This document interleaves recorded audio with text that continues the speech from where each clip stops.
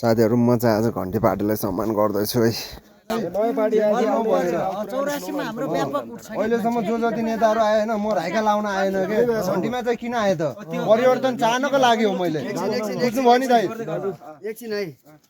त्यही भएर म हजुरलाई अब चिने नि नचिने म राइका लाउन आइरा छु अहिलेसम्म उम्मेदवार इन्जिनियर आएको थिएन इन्जिनियर आएको छ अब हजुर जान्दै यसपालि मात्र होइन हामी गर्छौं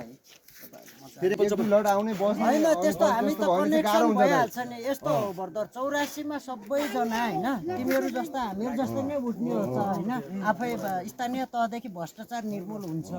तलदेखि सबै मिल्यो भने चाहिँ सकिन्छ आफूले बेस बनाऊ भन्ने छ त नि चाहन्छौँ क्या दाइ अनि मस्त लाएर दाइ तर भनेर भान्जोले राइका ल्याइरहेछ सिधा कुरो तपाईँ हामी मिलेर गर्ने हो सबभन्दा हजुरहरूको साथ सपोर्ट हामीलाई चाहियो देश हामी डोल्पा हामीले परिवर्तन गर्ने हो त्यही हो हैन सबभन्दा हजुरहरू जस्तो जेन्जीको आवश्यक छ हामीलाई अहिले चाहिँ भनेको जस्तो सोचेको जस्तो कहिले काले आउँ केटा सिधा कुरो युवा जेनेरेसनमा घन्टी पार्टीको माहौल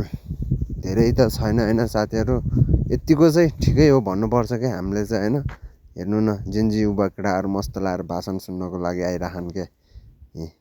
देख्न सक्नु